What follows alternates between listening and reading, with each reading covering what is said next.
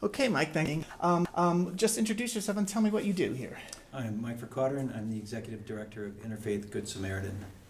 Interfaith Good Samaritan is a nonprofit organization that provides food. We have a food pantry and financial services to people living below the poverty threshold here in Laramie. Okay, and what kind of other services do you do? Well, besides the food pantry, which we hand out about 800 pounds of food every day across our counter. Besides that, we offer assistance with rent, utilities, transportation, childcare sometimes. People that are in need, they come in and we offer assistance, financial assistance.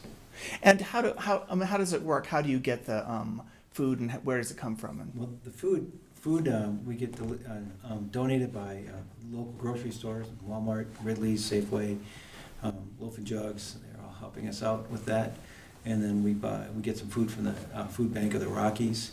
Most of our food is donated, but we do buy some from the Food Bank of the Rockies and local grocery stores when there's great sales. Okay. But yeah, that's where that comes from. Other than that, our financial assistance comes from grants, federal grants, local grants from different foundations, and also from local donations. And we depend a lot on the local community. Now, these days, there's been fiscal issues with the state, and money is not as readily available. Has that affected you in any way? Well, it happens both ways, actually. The people that are on Medicare and Social Security are getting their checks cut. Just today, a lady came in and she got her Medicare, she got her Social Security, check cut by $500 a month. That's huge. She was poor before.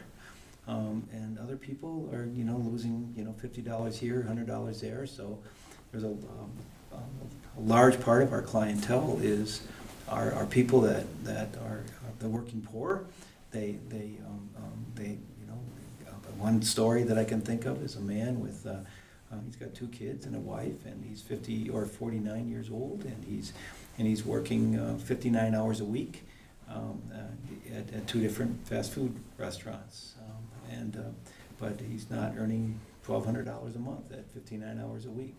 So we've got a lot of people who are working poor, and they're just not earning enough per month to support their family. The other part of that, another big population of our clients are the people that are the Medicare and the Medicaid, the Social Security, the disability, the retired folks.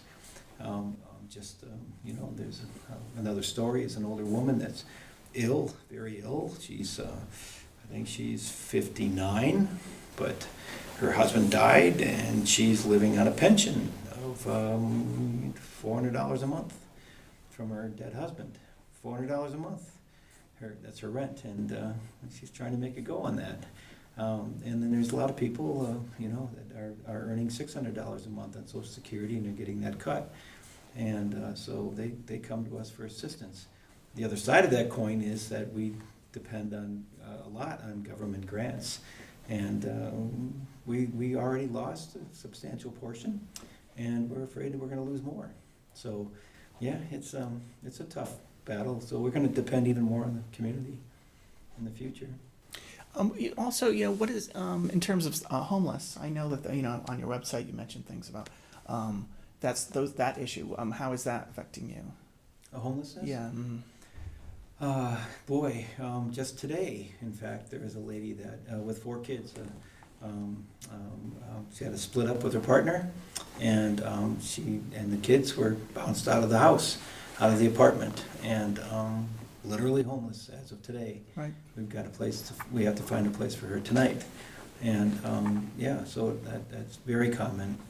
Another story is of a 82-year-old man that's living in a sleeping bag just north of campus. 82 years old, but like I said, his Social Security check is $600 a month, and by the time he finds an apartment for $500 a month and pays utilities, he's pretty much out. He's got $50 a month for food, so he had to choose food or a place to live, and homelessness is a real issue in Laramie. And I saw some photos on your website. One was a guy had written out a sign, don't take this blanket, this is how I keep warm. Yeah.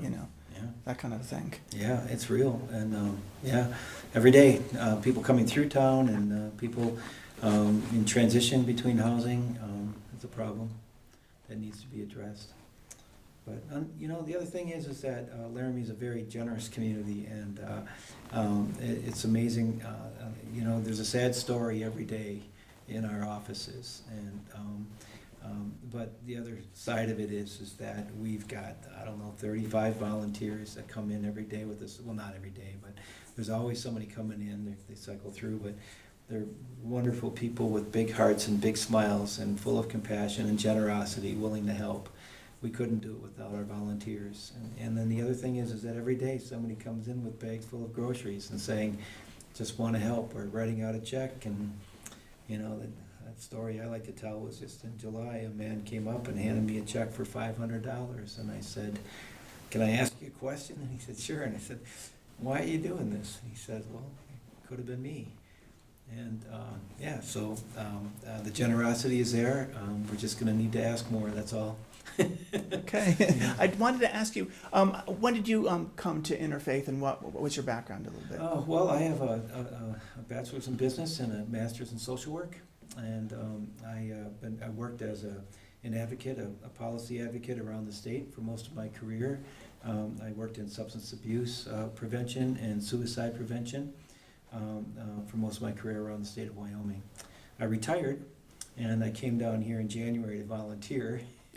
and just through a series of events, I ended up being executive director. I had no intention of doing that.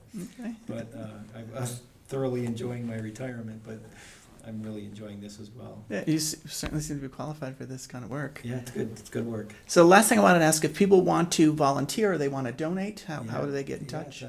307-742-4240. Call the Interfaith office and somebody will answer, and we can be glad to take the help. Okay. All right. Thanks, Mike. Thanks for doing this for us. Thank you. Bye-bye.